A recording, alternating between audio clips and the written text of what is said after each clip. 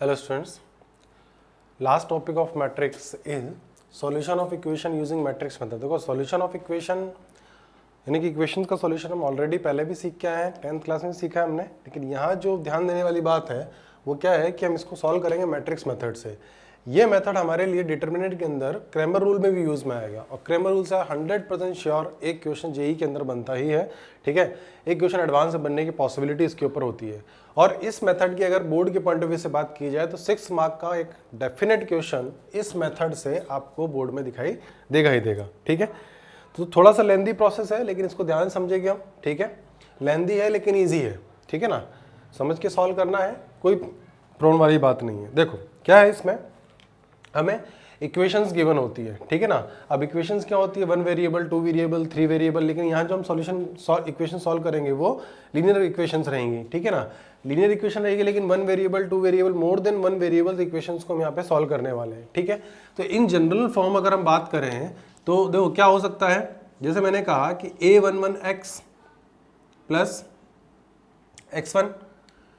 ठीक है, a11x, a12y plus a13z plus इस तरीके से चलता जाएगा और लास्ट में आके हो जाएगा a1n xyz, जो भी चीज़ चलती जाएगी लास्ट में आके वेरिएबल सपोज हो जाएगा p।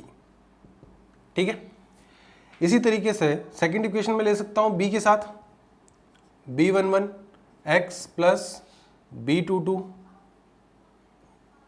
b21 b21 b22y b23z, इस तरीके से लास्ट में जाएगा तो क्या हो जाएगा b2n। ठीक है, यहाँ पे वेरिएबल वही p रहेगा। इस तरीके से n वेरिएबल्स के साथ में ये इक्वेशंस बनती जा रही हैं और इधर लास्ट में आके कांस्टेंट आ जाता है d1, d2, d3, d4, इस तरह की इक्वेशंस बन जाएंगी। ठीक है, तो इन सारी इक्वेशंस से जितनी भी इक्वेशन रहेगी, सपोज मान लो फर्स्ट इक्वेशन, थर्ड इक्वेशन मैं सी के साथ बना लेता हूँ 3(1x) प्लस इस तरीके से इक्वेशन बना लूंगा, लास्ट में जाएगा d3।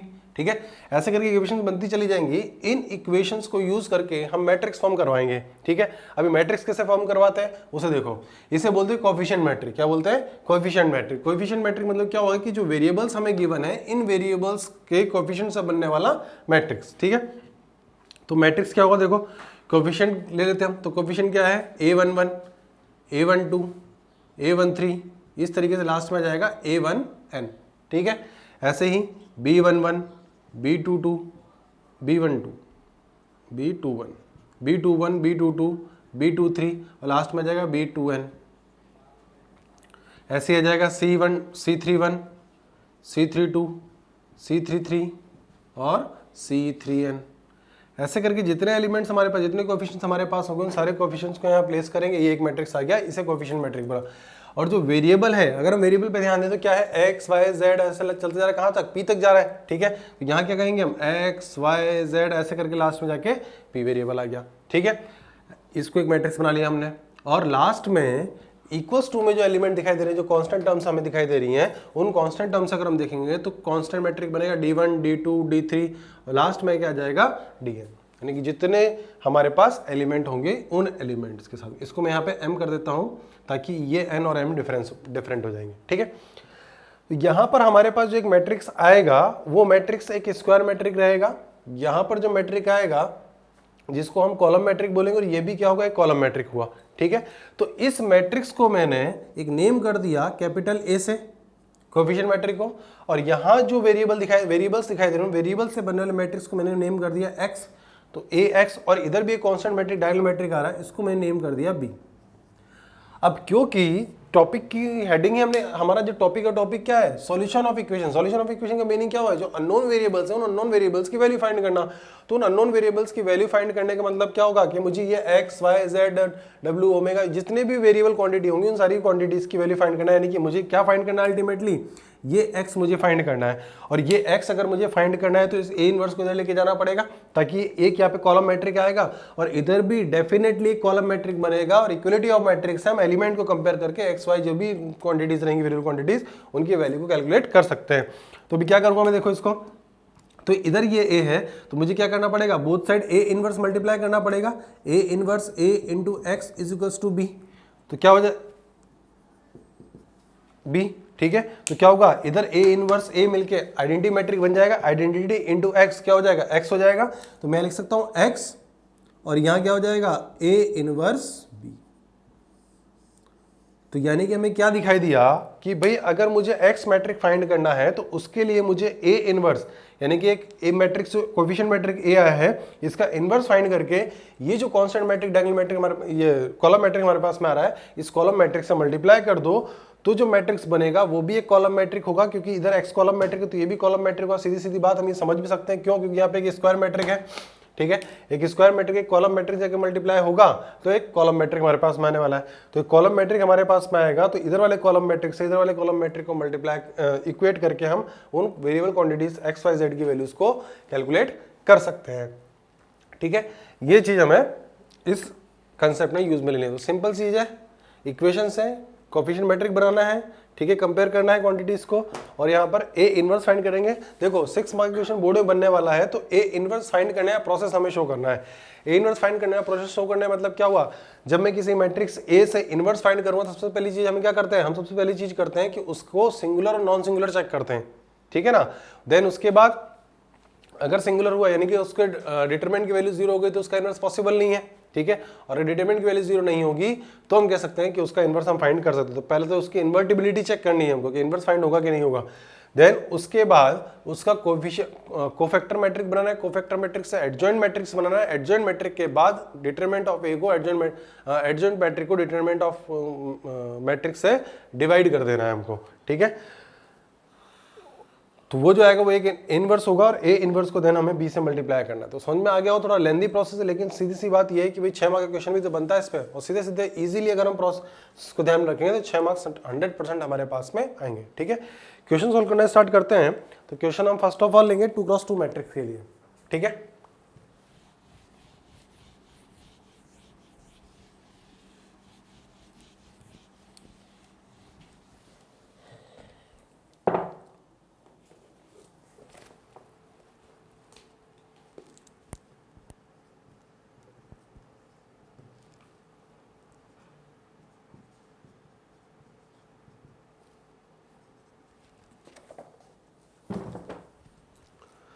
देखो इस क्वेश्चन को देखते हैं।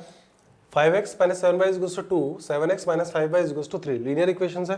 लीनियर इक्वेशन है दोनों। लीनियर इक्वेशन के साथ साथ क्या है इसमें 2 वेरिएबल है। तो लीनियर इक्वेशन 2 वेरिएबल है। इसको सॉल्व करने की जब बात आती है तो हम सीधे सीधे सॉल्व कर सकते हैं। तो यानी कि इसका मीनिंग ये हो ना, कॉम्पिटिटिव एग्जाम में तो आपसे पूछा नहीं जाएगा इसको, क्योंकि कॉम्पिटिटिव एग्जाम पूछेंगे तो हम इन दोनों को 3 मेथड हमें आते हैं इसके अलावा भी, ठीक है। और चौथा तरीका क्या होता है, ऑप्शंस को पुट करके चेक कर लेना, ठीक है। तो यानी कि हमें ये सॉल्व करना एमसीक्यूज के अंदर तो नहीं पूछा जाना, यानी कॉम्पिटिटिव में तो नहीं पूछा जाएगा हमसे, ठीक है ना। तो हमें ये इसको जो सॉल्व करना है वो है मैट्रिक्स मेथड से। अब इसमें 2x2 का नहीं, इसमें क्वेश्चन जो बनते हैं 6 मार्क्स के वो 3x3 वाले बनते हैं, यानी कि 3 इक्वेशंस रहती हैं और 3 वेरिएबल्स रहते हैं, ठीक है। लेकिन इसको मेथड को समझने के लिए हमने पहले 2x2 का कंसेप्ट ले रहे हैं, क्वेश्चन ले रहे हैं। देखो कैसे करना है हमको। ये 2 इक्वेशंस हमारे पास में है, इससे बनने वाला जो मैट्रिक होगा इस मैट्रिक को मैं कैसे लिखूंगा, कोएफिशिएंट मैट्रिक पहला आएगा। कोएफिशिएंट मैट्रिक कैसा आएगा, 5 - 7 एक्स और वाई कोएफिशिएंट आ गए, ठीक है। फिर 7 और -y, then variable quantities x y = 2 3। देखो ये बना। अब यही क्यों लिखा, देखो मल्टीप्लाई करो, इसको इससे मल्टीप्लाई करेंगे तो 5x इससे मल्टीप्लाई होगा, -7 इससे मल्टीप्लाई होगा तो क्या आएगा, ये आएगा। तो ये कॉलम मैट्रिक बनेगा और इक्वेट करने के बाद क्या जाएगा 2, यानी कि ये इक्वेशन आ रही है हमारे पास सिंप्लीफाई करने के बाद। तो इसी मेथड को यूज करके हमने इसको मैट्रिक्स में कन्वर्ट किया है, ठीक है। तो कोएफिशिएंट मैट्रिक बनाने के बाद ये हमारे लिए जो काम करेगा वो a का काम करेगा, ये हमारे लिए जो काम करेगा वो x का काम करेगा और ये जो हमारे लिए क्या हुआ b। तो मुझे करना क्या है, x = a इनवर्स b, ठीक है। तो यानी कि मेरा सबसे पहला काम क्या होगा, a इनवर्स फाइंड करना। तो a इनवर्स फाइंड करने के लिए हम सबसे पहले क्या चेक करेंगे, det of a, determinant of a। Determinant of a देखो क्या बन जाए, डिटरमिनेंट ऑफ a 5 - 7 7 - 5, ठीक है। इसके डिटरमिनेंट की वैल्यू में कैलकुलेट करूंगा, देखो कितना होगा, -25 + 49 जो कि 0 के इक्वल नहीं है। कितनी है, 24 वैल्यू है, 0 के इक्वल तो नहीं है, ठीक है। यानी कि डिटरमिनेंट ऑफ ए 0 नहीं है, यानी कि सिंगुलर मैट्रिक्स तो नहीं है, नॉन सिंगुलर मैट्रिक है। नॉन सिंगुलर मैट्रिक का इनवर्स फाइंड कर सकते हैं, ठीक है। अब इनवर्स फाइंड करने के लिए सबसे पहला काम हमें क्या करना होता है, सबसे पहला काम हम कर चुके हैं, देन उसके बाद मुझे क्या फाइंड करना है, एडजॉइंट फाइंड करना है, ठीक है। तो एडजॉइंट ऑफ ए जो होता है वो क्या होता है, सी आई, जो कोफैक्टर मैट्रिक का ट्रांसपोज ही एडजॉइंट ऑफ ए होता है। जैसे प्रीवियस लेक्चर्स में हम देख भी चुके हैं इस बात को, हमने इसको डीपली समझा भी है, ठीक है। तो कोफैक्टर मैट्रिक के ट्रांसपोज को हम क्या बोलते हैं, और 2x2 का याद करो, 2x2 के लिए हमने क्या कहा था भाई, सीधे सीधे हम इसका एडजॉइंट फाइंड कर सकते हैं। तो 2x2 के एडजॉइंट के लिए हमने क्या कहा था कि भाई एडजॉइंट फाइंड करना हो 2x2 का, तो ये दो जो एलिमेंट इनको इंटरचेंज कर देने का है। इन दोनों को इंटरचेंज करें तो क्या बनेगा, -5 5, ये दोनों एलिमेंट, यानी कि डायगोनल एलिमेंट को इंटरचेंज करना है और नॉन डायगोनल एलिमेंट के साइन को चेंज करना है। तो नॉन डायगोनल एलिमेंट के साइन को चेंज करूंगा तो माइनस का प्लस हो जाएगा, यानी कि -7 का +7 हो गया और +7 का -7 हो जाएगा। यही एडजॉइंट ऑफ ए हुआ, ठीक है। इसको दूसरे तरीके से कोफैक्टर मैट्रिक, कोफैक्टर एलिमेंट से फाइंड कर सकते थे ना। तो देखो कैसे कोफैक्टर से कैसे फाइंड करते हैं हम, C11 cofactor of 11, cofactor of 11 क्या बनेगा, -1 + 1 यानी क्या हो जाएगा 2, 1 + 1 यानी कि I + j, यही लिखते हैं ना हम, ठीक है। तो जो फर्स्ट एलिमेंट है वो क्या है, फर्स्ट एलिमेंट ये रहा मैट्रिक का, रेगुलर मेथड से अगर मुझे फाइंड करना हो तो फर्स्ट जो एलिमेंट है वो 5 है, इसका कोफैक्टर क्या बनेगा, देखो -5 एलिमेंट आ रहा है इसका, तो -5, ठीक है। तो कितना आ जाएगा यहां से हमारे पास, -5 आ गया। C12 फाइंड करेंगे, यानी कि सेकंड एलिमेंट से इसका कोफैक्टर फाइंड करना है, तो -7 को पिक करेंगे, तो इन दोनों को हाइड करने के बाद क्या रिमेनिंग रह जाएगा, 7 रिमेनिंग रह जाएगा।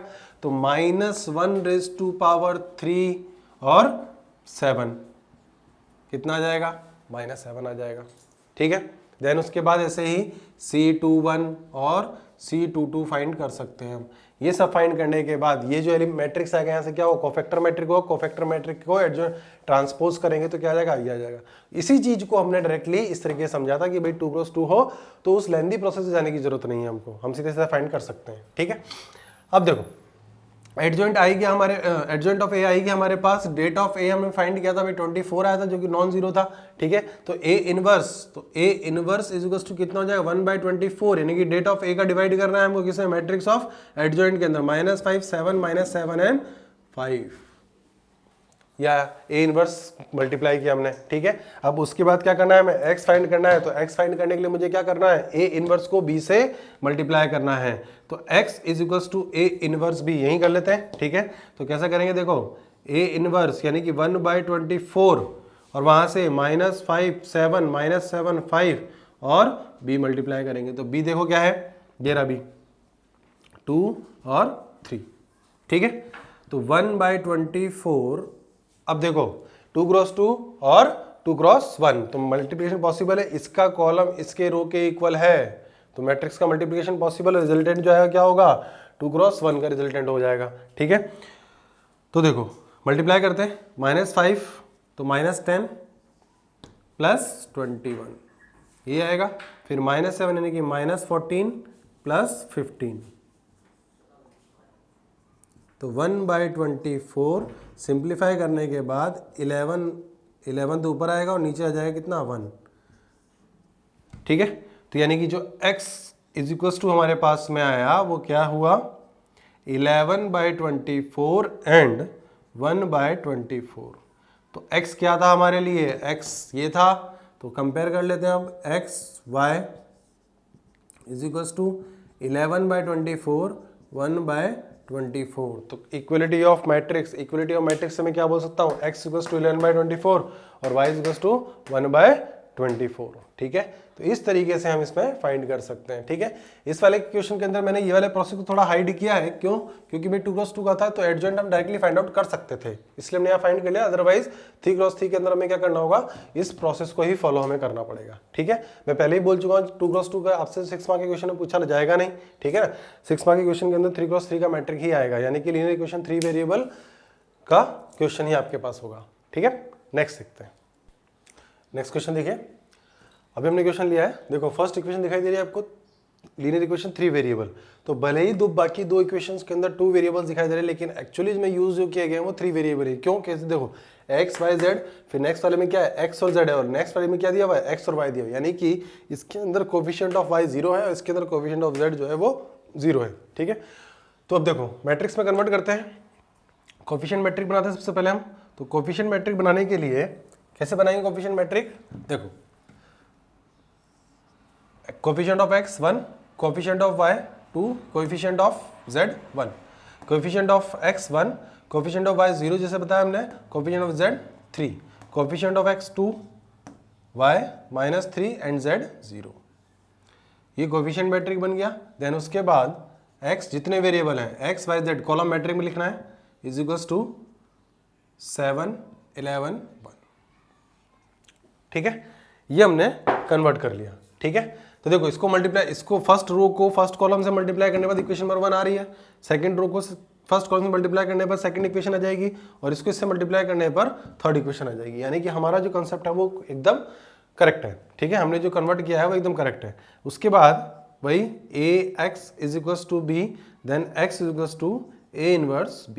ये आपको हर जगह हर क्वेश्चन के अंदर शो करना ही है। ठीक है ना। अब देखो, अब a इनवर्स मुझे फाइंड करना है। सबसे पहले a इनवर्स फाइंड करने के लिए मेरा काम क्या होगा, मुझे डिटरमिनेंट ऑफ a फाइंड करना है। डिटरमिनेंट ऑफ a फाइंड करना है यानी कि डेट ऑफ a डायरेक्टली मैं लिख दूं। देखो डेट ऑफ a, इसका डिटरमिनेंट बना के सॉल्व कर रहे हैं हम।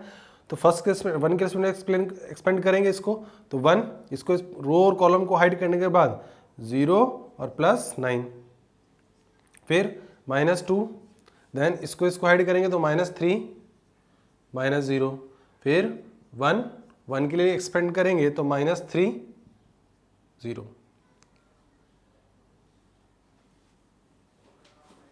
एक मिनट, 2 के लिए एक्सपेंड किया था हमने तो 6 और 0 आया था, और देन इसके लिए ऐड करेंगे तो -3 एंड 0। ठीक है, अब देखो यहां से जो डिटरमिनेंट की वैल्यू आई वो 9 -12 एंड -3 विच इज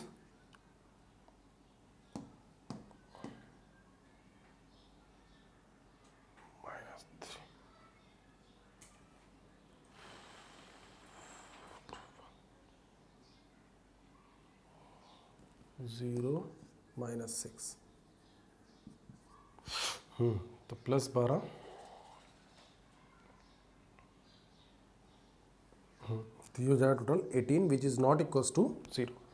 ठीक है, तो डेट ऑफ ए की वैल्यू नॉट इक्वल्स टू 0 हो गई। नॉट इक्वल्स टू 0 यानी कि ए का इन्वर्स जो है वो पॉसिबल है। अब ए इन्वर्स पॉसिबल है तो उसके लिए हमें क्या करना है, देखो सबसे पहले कोएफिशिएंट यानी कि एडजॉइंट की डेफिनेशन से अगर हम समझें तो एडजॉइंट ऑफ ए जो होता है, एडजॉइंट ऑफ ए क्या हो जाएगा, ट्रांसपोज ऑफ कोफैक्टर मैट्रिक। तो कोफैक्टर मैट्रिक मुझे जनरेट करना पड़ेगा, तो कोफैक्टर मैट्रिक के लिए सबसे पहले C11, तो C11 देखो कैसा बनेगा। C11 के बारे में बात करते हैं यानी कि फर्स्ट एलिमेंट, इस फर्स्ट एलिमेंट के लिए फर्स्ट रो फर्स्ट कॉलम को हाइड करता हूं, तो हाइड करने के बाद 0 और -9, तो -1⁻1 + 1 और +9, ये 1 1 हो गया। C12 के बारे में बात करते तो -1⁻1 + 2। अब देखो सेकंड एलिमेंट के बारे में बात करेंगे कि 1 2 हुआ ना, तो इसको हाइड किया तो 1, इसको 0 करेंगे, और सेकंड देखो ऐसा करके लिख देता हूँ मैं, चलो तो ज़्यादा ध्यान, अच्छे से ध्यान रहेगा। 2 × 2 का डिटरमिनेंट बना के फर्स्ट को हाइड किया हमने, तो क्या है 0 -3 3 0। नेक्स्ट वाले के लिए क्या बनेगा, सेकंड को हाइड करेंगे तो 1 2 3 0। C13 के लिए करेंगे तो -1⁻1 + 3।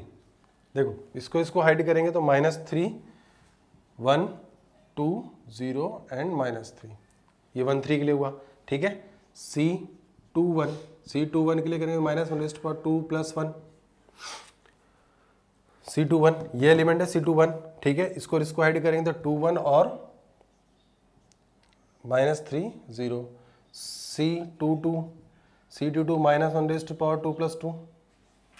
देखो मिडिल एलिमेंट को हाइड करना है, ये और ये हाइड करेंगे तो 1 1 2 0 1 1 2 0। C23 -1⁻2 + 3 -1⁻2, ये वाला एलिमेंट हाइड करना है, ये और ये हाइड करेंगे तो 1 2 2 -3 1 2 2 -3।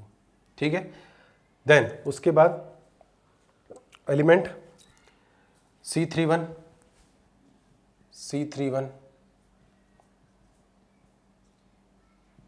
-1⁻3 + 1। C31 के लिए इसको हाइड करेंगे तो 2 1 0 3। C32 -1⁻3 + 2। देखो C32, ये और ये हाइट होगा तो 1 1 1 3 1 1 1 3 और C33 last element -1⁻³ + 3 last element के लिए देखेंगे तो 1 2 1 0। ये हमारे पास सारे एलिमेंट आए, इन सारे एलिमेंट को सॉल्व कर लेते हैं। तो -1⁻, देखो इवन और ऑड नंबर देखना है, इवन और ऑड नंबर आता है तो प्लस और माइनस आना है। देखो यहाँ माइनस मल्टीप्लाई हो जाए तो कितना जाए 9 हो जाएगा, पावर पॉजिटिव है पॉजिटिव रह जाएगा, ठीक है। यहाँ मल्टीप्लाई करते हैं तो -6 और यहाँ माइनस आएगा तो कितना हो जाएगा 6, ठीक है ना। -6 आएगा और यहाँ से माइनस आएगा तो टोटल कितना हो गया 6 हो गया, ठीक है। यहाँ पॉजिटिव साइन आएगा, यहाँ से मल्टीप्लाई करते हैं तो -3, समझ रही बात, ठीक है। 2 1, देखो यहाँ पावर क्या साइन आएगा नेगेटिव तो माइनस, इसको इससे मल्टीप्लाई करेंगे, इसको इससे मल्टीप्लाई करेंगे, 2 0 से मल्टीप्लाई होगा -3 तो माइनस माइनस क्या हो जाएगा प्लस हो जाएगा, यानी कि 3 आ जाएगा। देन उसके बाद 2 2 पॉजिटिव साइन आ जाएगा, 1 इससे मल्टीप्लाई हुआ 2 तो कितना हो जाएगा -2। यहाँ से ऑड पावर हो रही है, ऑड पावर हो रही है तो क्या हो जाएगा माइनस साइन आएगा, माइनस साइन -3 इधर मल्टीप्लाई होगा तो -3 एंड -4 तो -7 माइनस प्लस तो क्या हो जाएगा +7। इधर बात करते हैं तो 6 और पॉजिटिव साइन तो 6 हो जाएगा। यहाँ से बात करते हैं 3 - 1 2 और 2 की पावर नेगेटिव यानी कि -2, ठीक है। फिर इधर से 0 2 आ जाएगा, 2 और +1 तो 2 -2। तो ये हो गया हमारा कोफैक्टर मैट्रिक। कोफैक्टर मैट्रिक यानी कि CIJ जो मैट्रिक्स हमारे पास में बना वो हुआ 9 6 -3 3 -2 7 6 -2 -2। ये कोफैक्टर मैट्रिक हमारे पास में हुआ। इस कोफैक्टर मैट्रिक को हमें एडजॉइंट में कन्वर्ट करना है। तो एडजॉइंट जो होता है वो सिर्फ क्या होता है, इसका ट्रांसपोज, CIJ इसका ट्रांसपोज हमें करना है जस्ट। तो ट्रांसपोज करेंगे, इसका ट्रांसपोज करेंगे तो क्या बनेगा 9 3 6, फर्स्ट कॉलम को फर्स्ट रो में कन्वर्ट किया, 6 -2 -2 -3 7 एंड -2। ये हमारे पास एडजॉइंट मैट्रिक आ गया, ठीक है। इतना काम करने के बाद हमें A इनवर्स फाइंड करेंगे। A इनवर्स फाइंड करने के बाद हमें यहाँ मल्टीप्लाई करना होगा, ठीक है। इतना लिख लेने के बाद देखो ये वाला मिटा देता हूँ मैं, ये 18 वैल्यू हमें ध्यान रखनी है। देखो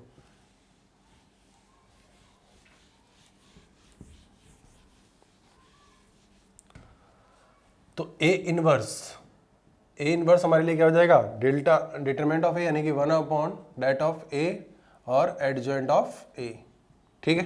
तो 1/18 मैट्रिक्स एडजॉइंट 9 3 7 6 -2 -2 -3 7 -2, ये A इनवर्स आया, ठीक है।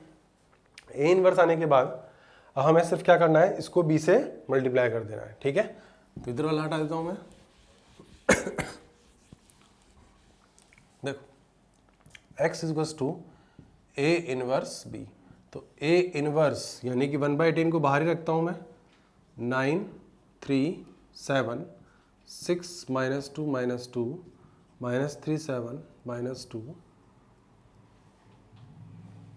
एंड 7 11 1, ठीक है। तो 1/18, तो इसको इससे मल्टीप्लाई करने के बाद मल्टीप्लाई करेंगे और ऐड करेंगे, सिंप्लीफाई करने के बाद जैसे बताया गया सिंप्लीफाई करेंगे तो 36 18 एंड 24 हमारे पास यहाँ आ जाएगा। तो 1/18, अब 1/18 स्केलर क्वांटिटी तो इससे मल्टीप्लाई करेंगे, तो मल्टीप्लाई हुआ तो कितना आ जाएगा, यहाँ पे देखो 3, यहाँ आ जाएगा 1 और यहाँ हो जाएगा 2, तो 3 1 2। और ये जो वैल्यू है वो किसकी है, x की, यानी कि x y z। तो उसको कंपेयर कर लेंगे हम, तो x = 3 हो जाएगा, y = 1 हो जाएगा और z = 2 आ जाएगा, ठीक है। इस तरीके से लीनियर इक्वेशन 3 वेरिएबल क्वेश्चंस को हमें सिंप्लीफाई करना है, मैट्रिक्स में कन्वर्ट करना है। कन्वर्ट करने के बाद A इनवर्स, ये कंसेप्ट लिखना है, डेट ऑफ A यानी कि डिटरमिनेंट ऑफ A चेक करना है हमें। वैल्यू अगर नॉन नेगेटिव वैल्यू जो है वो नॉन जीरो होनी चाहिए तो उसका इन्वर्स पॉसिबल होगा। देन उसके बाद कोफैक्टर मैट्रिक जैसा बताया वैसा फाइंड करना है, एडजॉइंट बनाना है, एडजॉइंट के बाद इन्वर्स में कन्वर्ट करना है। इन्वर्स के बाद सिंपली हमें जो दो मैट्रिक्स का मल्टीप्लिकेशन हम करते हैं, उस तरीके से मैट्रिक्स का मल्टीप्लिकेशन करने के बाद उसको एक्स की जो वैल्यू यानी कि जो वेरिएबल मैट्रिक था उस वेरिएबल मैट्रिक्स से कंपेयर करके एक्स वाई जेड की वैल्यूज को लिख देना है। ठीक है, इस तरीके से इस क्वेश्चन को हमें सॉल्व करना है। नेक्स्ट क्वेश्चन वर्ड प्रॉब्लम में लेना है। इससे डिफरेंट लीनियर इक्वेशन हमें फॉर्मेशन भी समझना है और उससे मैट्रिक्स फॉर्मेशन भी समझना है। ठीक है, एनसीईआरटी के अंदर जितने भी क्वेश्चंस आपको दिए हुए सारे क्वेश्चंस आपको सॉल्व करके ही क्लास में आना है जब भी क्लासेस कंटिन्यू होगी। ठीक है, देखो नेक्स्ट क्वेश्चन में जो लिखा हुआ है क्या है, क्वेश्चन को रीड करेंगे हम। The sum of 3 numbers is 6। Simple सी बात बोली गई है, 3 नंबर्स हमें लेने हैं, उनका सम जो दिया हुआ है 6 दिया हुआ है। ठीक है, तो फर्स्ट इक्वेशन तो फर्स्ट लाइन से कंप्लीट हो गई, यानी कि मैंने तीन जो नंबर्स लिए वो एक्स वाई और जेड लिया, तो X plus Y plus Z is equals to 6, first equation.